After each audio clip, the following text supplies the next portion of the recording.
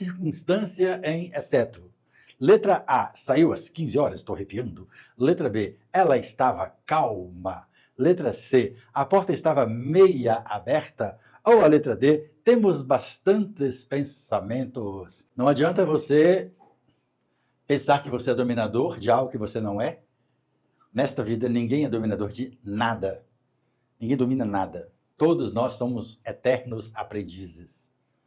Por mais que você tenha alguma área em sua vida que você fala, poxa, eu tenho muito domínio nisso, eu sei praticamente tudo, você não sabe. Existem muitos caminhos ainda para serem conquistados, muitos degraus para serem subidos. Esta é a realidade, né? E então, quando eu vejo a galera toda marcando a letra C, é claro que talvez eu possa imaginar o porquê vocês estão marcando a letra C de casa.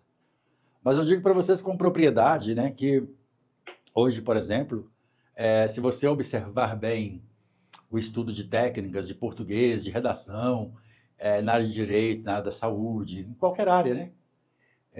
Existem tantas coisas que a gente deve aprender, que, por exemplo, quando eu estou trabalhando em mentorias, por exemplo, eu tenho alunos que são mentorados e eu vejo que são alunos assim, existem alunos mas muito bem preparados. Eu já tive uns 4, 5 alunos de mentorias muito fortes, muito bem preparados. E aí, quando eu vou conversando com os alunos assim, que eu vejo, né, aquele preparo neles, eu vou e monto questões estratégicas e eles erram quase tudo. Mas aí eu mostro para eles por que eles estão errando. Porque não adianta você estar bem preparado dentro do conteúdo. O conteúdo programático, ter domínio, entre aspas, do conteúdo, é fundamental. Mas se você não entender as malícias, as maldades que as bancas utilizam quando elas vão formular uma questão, você acaba errando. Então, aqui nós temos algumas informações que, se você não entender o que está escrito na pergunta, você acaba errando a questão. A primeira coisa é o seguinte, olha, aqui nós temos a palavra não a circunstância em exceto. Então, quer dizer, quantas vezes já falei para vocês que se vocês encontrarem duas palavras negativas na proposição, você tem que usar aquela regrinha de matemática, menos vezes menos é igual a mais. Ou seja, se eu encontro duas palavras negativas em uma pergunta de concurso público, independentemente da banca e independentemente da área, significa que eu tenho que multiplicar uma pela outra e marcar a positiva. Só que o que é positivo? Será que sair às 15 horas é positivo? Será que estar calma deve ser a B, porque a pessoa calma é positivo? Não é nesse sentido. Porque aqui eu consigo aplicar técnicas em questões de português? Consigo. Mas eu entendo que a positiva não é aquela que está falando bem ou mal de alguém. Porque aqui é um assunto relacionado a português. Então, quando a banca pergunta que não há circunstância em exceto, eu vou marcar aquela que há circunstância. Então, todas as informações abaixo, em todas, não há circunstância, exceto tem uma que há circunstância, a positiva. E aí vem um detalhe. O que é circunstância? Você tem que entender que, assim, é muito importante a gente compreender o básico de uma análise sintática e o básico de uma análise morfológica. Por exemplo, quando eu estou ministrando curso de português para a galera, e até mesmo aulas gratuitas aqui no canal, eu falo que o básico da análise sintática, o básico, tá? É aquele conteúdo que se chama complemento verbal. Não tem jeito de uma pessoa compreender a análise sintática se ela não souber o que é um VTD, VTI, VTDI, VI, VL.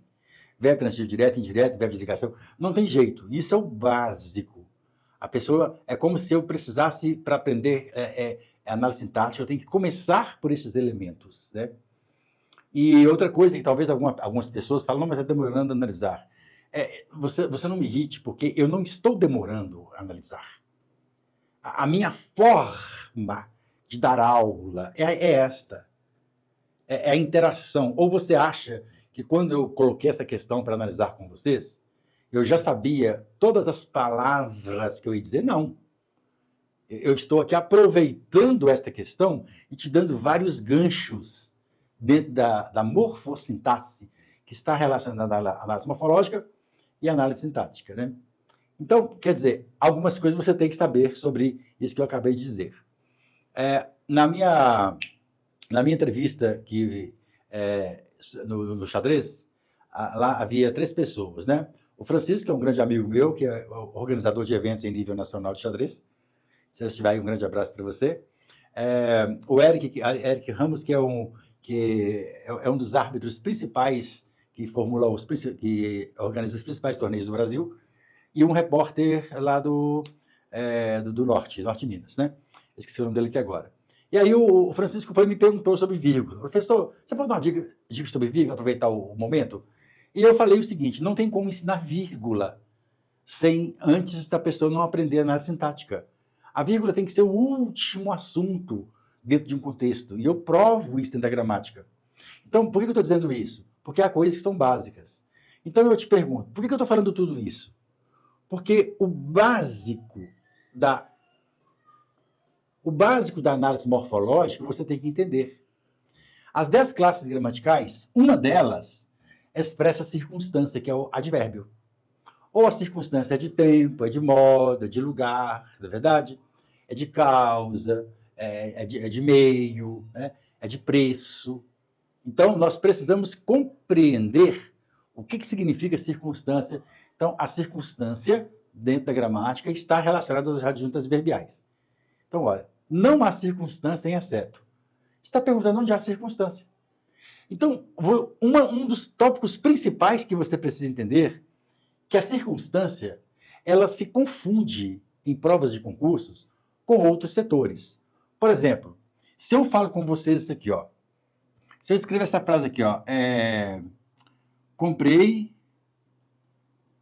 Ah, não, vou tirar esse comprei fora. Esse comprei. Vou colocar assim, ó, muito caderno. Ó, muito caderno. E se eu falo assim, ó, chorei muito. Chorei muito. Matheus, você consegue me dar uma página em branco aqui? Depois da 1 aqui. Depois da questão número 1. Pronto? Ó, se eu falar com você assim, ó, muito caderno. E se eu falo assim, ó, chorei muito. Tá. Então eu tenho a palavra muito aqui e a palavra muito aqui. Observe um detalhe aqui, ó. Esta palavra muito, ela está exatamente perto de uma palavra que é um substantivo. Então, se eu pego a palavra caderno, que é um substantivo, eu passo para o plural, cadernos. O muito, ele tem que passar para muitos. Se eu passo para cadernetas, tem que passar para muitas. Muitas cadernetas, muitos cadernos, muito caderno, muita caderneta. Se eu pego essa palavra, a de baixo, chorei muito. Se eu pego para choramos, choramos muitos. Não, choramos muito. Maria chorou muita? Não, Maria chorou muito. Este muito, ele é invariável. Se ele é invariável, ele denota uma circunstância, que é a intensidade. Aqui é variável. Se ele é variável, ele não denota circunstância, denota quantidade. Então, quer dizer, por que os pronomes indefinidos e os advérbios se confundem dentro das provas? Exatamente por isso, porque muitas pessoas, nos dias de hoje, o que elas fazem? Elas ensinam que o advérbio expressa circunstância e o pronome indefinido, ele expressa quantidade. Então, não entendi nada. Tá. Entendeu? Não entendi. Não. Me dá um exemplo, me prova isso dentro de uma expressão para eu poder compreender isso com mais tranquilidade. Como vocês estão percebendo agora. Então, a isso aqui eu chamo de pronome indefinido. Porque o pronome indefinido, muitos, não sei quantos, aqui não é advérbio. Circunstância. A única classe gramatical das 10 que existem que expressa circunstância o advérbio. Bacana. Então, agora, já que você entendeu isso, não a circunstância em exceto. Eu quero saber onde há circunstância. Porque é negativo, menos vezes menos é igual a mais. Eu marco onde há circunstância. E vocês estão marcando a letra C. Eu quero saber se tem circunstância aqui. A porta estava meia aberta. Professor, deixa eu te fazer uma pergunta. Pá, manda a pergunta aí. Eu já sei o que você vai perguntar para mim.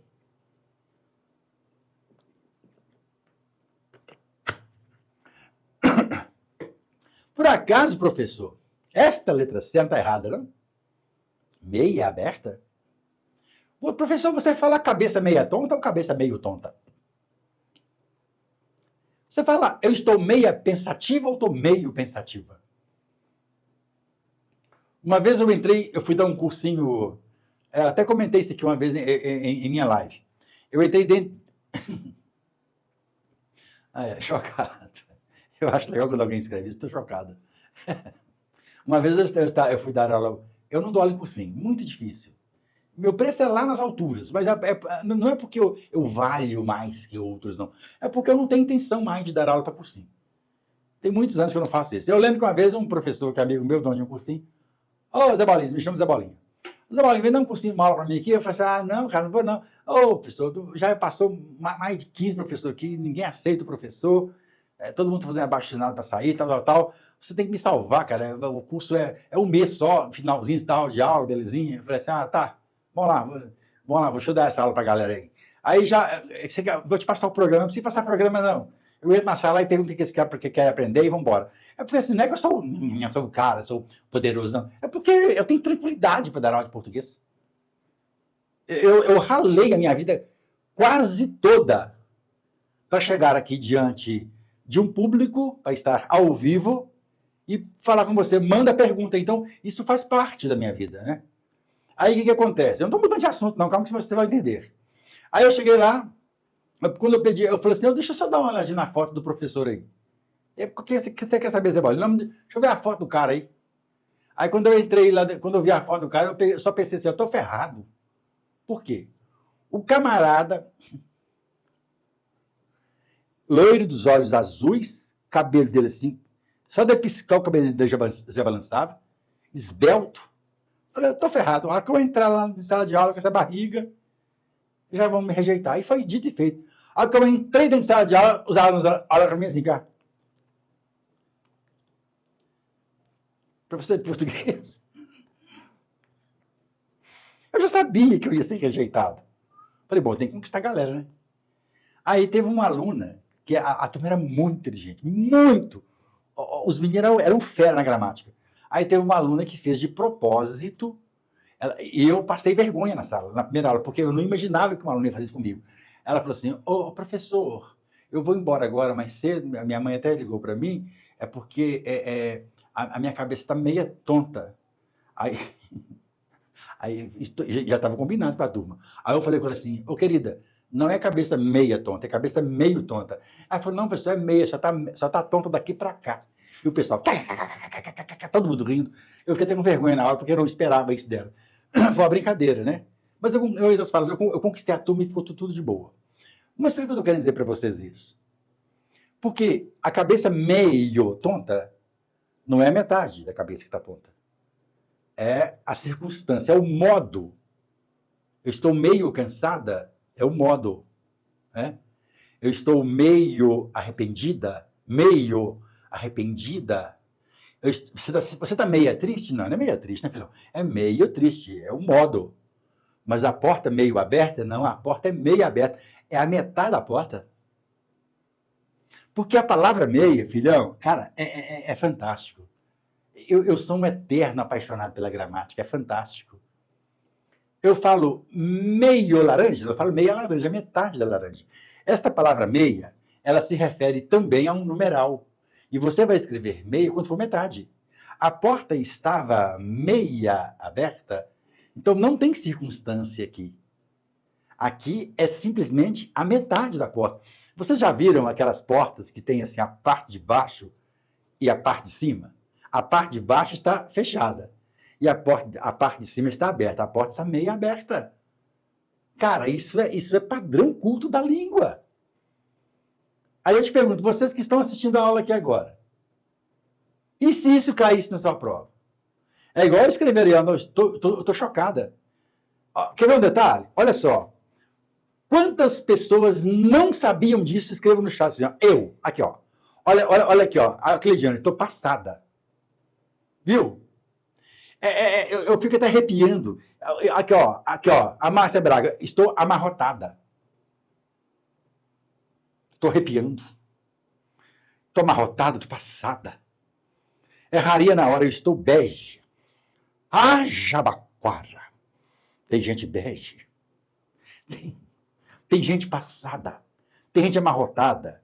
Marisa, eu. Francisco, eu. Elaine, eu. Vicentina, eu. Everson, top. Eliane, eu passada a rodo. Olha aí, ó. Vapava igual. Eu não sabia, grata pela informação. Totalmente amarela. Aprendemos que meia é para vestir meia na hora. Bem confiante, top. Que aula maravilhosa é essa, explicação top. Errado, eu tratei por aí vai. Errado? Ah, é errado eu. Beleza. Então, vocês estão percebendo? Você acha, por exemplo, imagine você que eu esteja no local e eu vou e encontro uma porta meia aberta. E eu percebo que a porta está meia aberta. Fechada a parte de baixo, aberta a parte de cima, ou fechada a parte de cima, aberta a parte de baixo. Você acha que eu vou gerar polêmica? E fala assim, pessoal, essa porta está meia aberta. Eu não crio polêmica, meu filho. Porque até que eu provar que focinho de porco na tomada, eu já tomei. O que eu li aqui na B de bola? Eu li, ela estava calma. E não está escrito ela estava calma. Está escrito ela estava calma. Porque a letra L não tem som de U. E por que eu não falei calma? Ah, se bem que é que eu poderia falar. Mas, por exemplo, se eu vou comprar um pastel,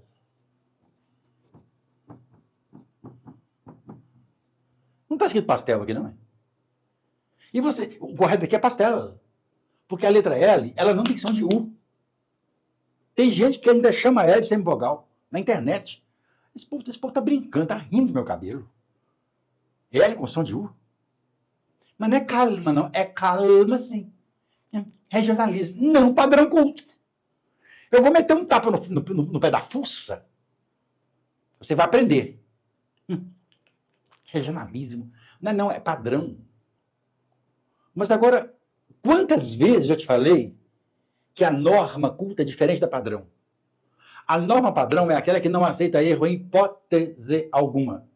E a norma culta é a norma que mais se aproxima do padrão, não é linguagem coloquial, mas a norma culta está mais relacionada à fala e a padrão relacionada à escrita. Então, se eu estiver em público, você acha que eu vou falar? Alguém tem pastel?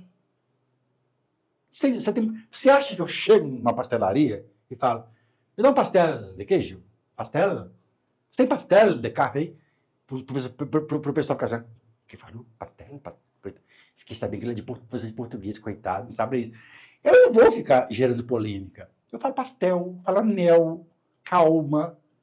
Mas padrão é pastel, anel, calma. Então, por que eu estou dizendo para você isso?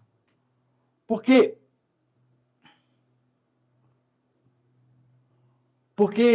a circunstância está ligada ao advérbio. Então, se eu chegar, tiver uma porta meia aberta, eu não vou falar para não gerar polêmica. Não para não gerar polêmica, mas no padrão está corretíssimo. Ou seja, aqui não existe circunstância, porque meia é numeral e é metade. Eu quero advérbio. Beleza? Agora vamos aqui, ó. Ela estava calma. Ou calma, fica à vontade. Estava, verbo de ligação, sujeito, predicativo do sujeito. Ela estava calma, elas estavam calmas. Ele estava calmo, eles estavam calmos. Variou, variou. A circunstância não varia. Advérbio não varia. Bastantes pensamentos. Cara, é uma coisa impressionante esse bastantes. Eu vou ser bem sincero para vocês. Eu falo isso no meu curso de português para a galera. Eu nunca vi na minha vida uma palavra que caísse mais em provas de concurso público dentro de concordância nominal do que a palavra bastante. Esta palavra, ela é simplesmente terrível. Ela, a cada 10 provas de português, se a banca for cobrar concordância nominal, ela está lá, em 9. Tem gente que bate no bastante, está bastante, o que é isso? Ô, meu filho, não faz raiva, não. Faz raiva, não. É muito importante as pessoas assistirem as minhas lives, porque mesmo que elas não fazem aquisição de cursos meus, eu abordo nas lives os tópicos que eu abordo nos meus cursos. Claro, o curso é completo, né? Tem quase tudo lá. Quase tudo que eu acho que cai em prova. Aqui são fragmentos, mas eu não omito informações. Não, que é de graça, vou dar só isso. Não, eu não faço isso. Então, o que você vai guardar? Você vai guardar isso aqui, olha. Vou pegar aquela mesma frase, tá? Ó. Peraí. Não. Vou colocar assim mesmo. Bastante caderno. A mesma expressão. E aqui chorei bastante.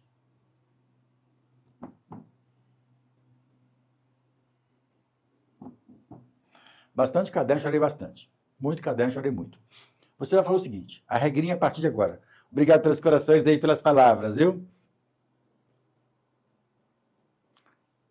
Uma dúvida, meio é advérbio de modo ou de intensidade? Modo? É de modo, tá bom? O meio, intensidade, intensidade é porque o adjetivo, o advérbio e o próprio adjetivo, verbo, qual é o outro que eu esqueci agora aqui, eles podem expressar uma circunstância a um outro adjetivo e a outro advérbio, substantivo aqui agora. Então, com certeza. Vamos lá. Se você pegar, por exemplo, a palavra bastante, né? Qual que é a dica que eu passo para os meus alunos? A palavra bastante, a partir de hoje, ela não existe mais.